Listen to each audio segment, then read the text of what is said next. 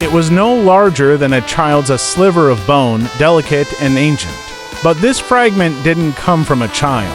It belonged to a fully grown adult, and what it revealed would rattle the scientific world. Buried 6 meters beneath the limestone floor of a cave on the remote island of Flores, this impossibly small piece of humanity waited in silence, concealed by thousands of years of dust and darkness. But before we uncover the chilling truth that made this discovery so unforgettable, we must return to the moment it all began. The date was September 6, 2003. Indonesian archaeologist Benjamin Terence stood beneath the heavy humidity inside the Liangbua cave. The dig site was quiet except for the soft scraping of trowels against ancient sediment. Weeks had passed with little to show, and the team was preparing to wrap up the excavation. Yet, Benjamin kept going, carving into the earth layer by layer, descending deeper through time itself. Then came the unexpected. His tool struck something hard. Bone. At first glance, the small piece of skull seemed to belong to a child. The brain case was impossibly tiny, no adult human could fit inside it. But as more of the skull was unearthed, a strange reality began to emerge. The teeth weren't baby teeth.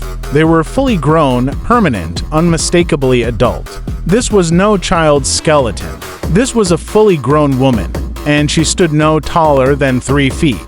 As the team slowly unearthed more of her remains, what they found left them speechless. Her brain was barely larger than an orange, smaller even than a chimpanzee's. But surrounding her bones were clues that made the discovery even more astonishing. Sophisticated stone tools, carefully shaped and sharpened, lay nearby, and bones those of dwarf elephants showed signs of deliberate butchering. Somehow, this tiny woman had participated in organized hunts, crafted tools, and survived in one of the most hostile environments imaginable. The scientific community erupted into fierce debate. How could a human with such a small brain possess such intelligence? Was this a new species or a pathological human with a deformity? Many refused to believe what the evidence clearly showed. But she wasn't alone. Over time, more remains were uncovered, more of these miniature people who had once lived and hunted on this unforgiving island. What few people realize is just how dangerous Flores was for its inhabitants. Far from a tropical Eden, it was a crucible of evolution. The island swarmed with giant rats the size of dogs and massive monitor lizards longer than crocodiles. Towering Komodo dragons roamed the forests, deadly and venomous. This was not a safe haven, it was a death trap. And yet, in the midst of these monsters, the smallest humans in history had carved out an existence. The woman known as Pound 1 and others like her shared their home with apex predators. Komodo dragons up to 10 feet long hunted the same terrain, their bones layered in the same strata as those of the hobbits. It wasn't just coexistence, it was survival. Somehow, these miniature humans not only endured but flourished. They crafted elegant tools, collaborated in group hunts, and adapted to an ecosystem that would terrify modern people. They hunted stegodon dwarfed relatives of elephants that still loomed large over their tiny forms. They weren't helpless scavengers, they were organized, intelligent hunters. Nicknamed hobbits after Tolkien's characters, these beings scientifically named Homo floresiensis rewrote what we thought was possible in human evolution. They were small, they had tiny brains, and yet they thrived. That paradox sent shockwaves through science. How had they come to be? Where did they originate? And perhaps most tantalizing, were they always this small? Their story, pieced together from fossilized clues, reads more like myth than fact. Roughly 1 million years ago, their ancestors, likely Homo erectus, made an improbable crossing from mainland Asia. Not in boats with sails and rudders, but probably clinging to uprooted trees carried by storms and currents across treacherous seas. When they landed on Flores, they entered a world unlike any other. No large predators, limited food, intense evolutionary pressures. In such an environment, big wasn't better, it was a burden. On islands, evolution works differently. Limited resources reward smallness. You need less food, you can reproduce sooner. You waste less energy, and so, over time, the hobbits shrank. But what shocked scientists most was how quickly it happened. In evolutionary terms, their size reduction was like dropping weight overnight. From ancestors standing around 5.5 feet tall, they had compressed into 3-foot-tall survivors within just 300,000 years. And then they stayed that way for another 600,000 years. They didn't regress. They adapted.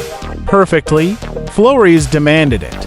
This wasn't just a beautiful island, it was an unpredictable, dangerous volcano-riddled outpost with unreliable water and harsh seasons. Life here was a gamble, and being small wasn't just useful, it was the only way to survive. Their bodies fit through the dense underbrush like shadows. While our ancestors needed vast lands and rich resources, these humans made do with less. Every ounce of their biology was fine-tuned to their environment. And still, despite their tiny brains, they were clever. Their tools found in multiple cave systems were complex. These weren't crude rocks. These were instruments designed for cutting, slicing, digging. Signs of coordinated hunting strategies suggest communication and planning. They may even have used fire, although that remains uncertain. But their knowledge of the natural world, of how to efficiently hunt and process their prey, is undeniable. For almost 1 million years, they reigned supreme on Flores. Generation after generation, they adapted, endured, and evolved. They were a living contradiction to every assumption we held that big brains made humans smart, that tall bodies made us dominant. The hobbits shattered that narrative. But then, their world changed, and with it, their fate. After nearly 1 million years of unbroken survival, the hobbits vanished in the blink of an evolutionary eye. And the timing is chilling. Their disappearance overlaps with the arrival of modern humans, our ancestors who had finally mastered sea travel and reached Southeast Asia. Within just a few thousand years of our appearance, the hobbits were gone, erased. Did we destroy them? There's no hard evidence of war or violence. But diseases, competition for food, or simply being outnumbered may have driven them to extinction. Perhaps we absorbed them, though no DNA has been recovered to confirm this. The climate of Flores, humid and unforgiving, has erased all genetic traces. All we have are the bones, the tools, the silence. At Liang Bua Cave, the record is hauntingly clear. First, hobbit tools and bones, then a layer of ash from a volcanic eruption. Above that, traces of modern human life. The hobbits had vanished. In their place, us. The smallest humans ever to walk the earth had been replaced by the most expansive. But the story doesn't end there. Their discovery forced a complete reevaluation of human evolution. We'd assumed that evolution moved in a straight line from simple to complex, from small to large, from unintelligent to enlightened. The hobbits proved otherwise. They thrived not despite their differences, but because of them. And they weren't alone. In 2019, researchers announced the discovery of another tiny human species, Homo luzonensis, found in the Philippines. Even smaller than the hobbits. This suggested something profound. Perhaps island dwarfism wasn't a fluke, but a recurring solution our ancestors found when faced with isolation and scarcity. Perhaps the human blueprint was always more flexible than we dared imagine. Still, mysteries remain. No DNA survives from the hobbits, and without it, their genetic story is incomplete.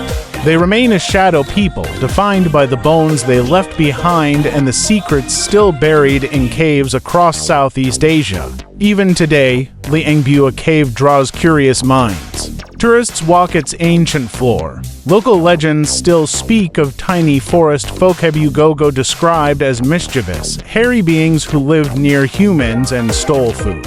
Were these memories of real encounters with the last hobbits, or stories passed down to fill the gaps history left behind? The current inhabitants of Flores, like the Rampasasa, are also small in stature but share no genetic link with the hobbits. Their size is a separate story, another adaptation to a harsh land. Meanwhile, new excavations continue. Each discovery, each flake of stone, each fragment of bone might offer another page in the book of forgotten humans. The hobbits remind us that evolution didn't walk a straight path. It danced, twisted, doubled back.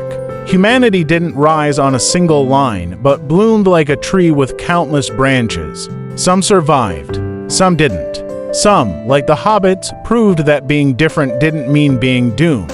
In our modern world, where we prize growth and complexity, the hobbits are a quiet echo from a time when survival meant shrinking, adapting, slipping between the teeth of predators and through the cracks of time.